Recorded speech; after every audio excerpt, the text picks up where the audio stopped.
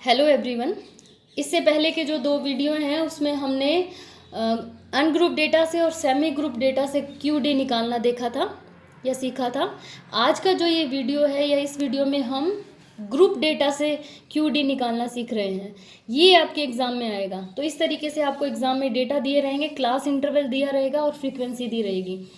ये जो हमने सेमी ग्रुप डेटा से देखा था सेम वैसा ही निकलेगा, थोड़ा सा फ़र्क होगा क्योंकि वहाँ पर आपको CI नहीं दिया हुआ था, क्लास इंटरवल नहीं दिया हुआ था। यहाँ पर आपको क्लास इंटरवल दे रखा है। तो सबसे पहले हमें उसी तरीके से सबसे पहले क्या निकालना है, Q3 निकालना है और Q1 निकालना है। Q3 निकालने के लिए वही हम पहले क्या निकाल लेंगे, 3n/4 और n/4 निकाल लेंगे, जिससे हमें पता लग जाए कि Q1 कहाँ पर आ रहा है और Q3 कहाँ पर आ रहा है।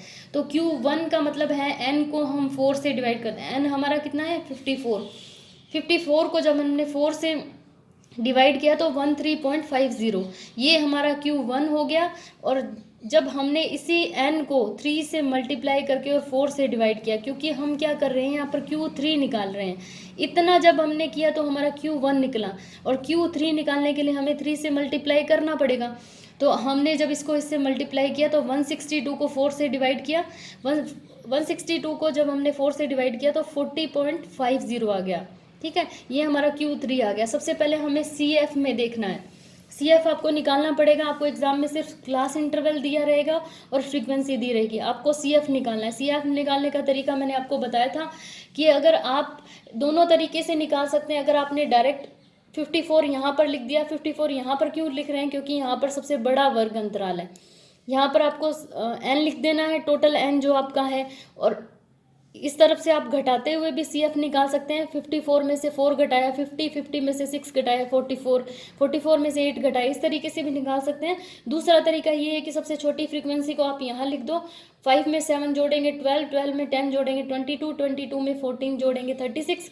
इस तरीके से भी आप निकाल सकते हैं। तो दोनों तरीके से आप देख सकते हैं कि आपकी सबसे छोटी फ्रीक्वेंसी यहाँ पर रहनी चाहिए और आपका जो टोटल n है वो यहाँ पर आना चाहिए। संचयी आवर्ती निकालने के बाद हमने Q1 और Q3 को देखना है कि Q1 कहाँ पर आ रहा है, Q3 कहाँ पर आ रहा है। Q1 जो हमारा है वो जो n/4 की वैल्यू कितनी है, ये 13.50। अब हमें इसमें देखना है CF में कि 13.50 कहाँ आ रहा है। यहाँ पर नहीं आ रहा, यहाँ पर नहीं आ रहा। 12 से ज़्यादा है और 22 से कम है, इसका मतलब 22 में हम Q1 मानेंगे। Q1 की वैल्यू कहीं यहीं पर आ रही है। इसी तरीके से हम 14.50 जो Q3 है, 36 से बड़ा है, 44 से छोटा है, इसका मतलब 44 में मानेंगे हम इसको। तो यहाँ पर हम Q3 लिख देंगे।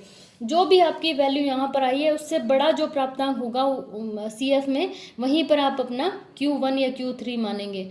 Q1 और Q3 मान लिया, उसके बाद हम इसको फॉर्मूले में रखेंगे। Q3 को निकालने का फॉर्मूला जैसे हमने सेमी ग्रुप डेटा में जिस तरीके का फॉर्मूला होता है सेम वही रहता है, बस उसमें यहाँ पर I नहीं होता, यहाँ पर आपका इंटरवल या CI भी जुड़ जाएगा, क्योंकि वहाँ पर क्लास इंटरवल नहीं था, यहाँ पर क्लास इंटरवल है। तो यहाँ पर आप CI या I भी आपको फॉर्मूले में ऐड करना पड़ेगा। बाकी सेमी ग्रुप डेटा और मीडियन का जो फॉर्मूला रहता है वही सेम फॉर्मूला रहता है। मीडियन में भी I होता है यहाँ पर ग्रुप डेटा से, बस यहाँ पर n/2 होता है और यहाँ पर 3n/4 रहेगा। तो सबसे पहले हम Q3 निकालेंगे। Q3 हमारा यहाँ पर आ रहा है। इसकी जो लोअर लिमिट यानी 25 की लोअर लिमिट कितनी होगी, 24.50। तो इसकी हम लोअर लिमिट 24.50 लिख लेंगे। Q3 हमारा है 40.50। अब ये 40.50 कहाँ पर आ रहा है, Q3 यहाँ पर आ रहा है। इससे जस्ट पहले की हम क्या लिखेंगे, CF। तो इससे जस्ट पहले की CF क्या है, 36। और इसका n जहाँ पर Q3 आ रहा है उसकी फ्रीक्वेंसी कितनी है, 8। वो 8 यहाँ पर लिख देंगे। और क्लास इंटरवल कितना है, सब में 5 का है, यानी 5 to 10, 10 to 15, इसके बीच में कितना अंतराल है, 5 का। तो यहाँ पर हम 5 लिख देंगे। ये 24.50 है। उसके बाद हमने 40.50 में से 36 घटाया तो 4.50 आया। उससे हमने 5 को मल्टीप्लाई किया और 8 से डिवाइड किया तो हमारा 24.50 प्लस 2.81 आया। इसको जब हमने इसमें ऐड किया तो 27.31। इसका मतलब हमारा Q3 कितना आ गया, 27.31। अब ऐसे ही हम Q1 निकालेंगे। Q1 निकालेंगे तो L प्लस n/4, इसका फॉर्मूला क्या रहेगा, L plus n/4 minus CF upon F into I।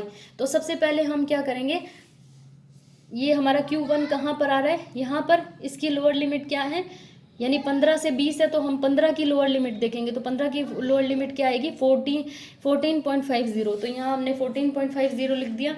n/4 हमारा आया था 13.50। उससे जस्ट पहले की संचयी आवृत्ति कितनी है 12, और जहाँ पर हमारा Q1 आ रहा है उसकी आवृत्ति या फ्रीक्वेंसी कितनी है 10। फॉर्मूले में पुट करने के बाद इंटू 5 हमारा क्या है क्लास इंटरवल, फॉर्मूले में रख दिया तो हमारा ये क्या आ गया 14.50।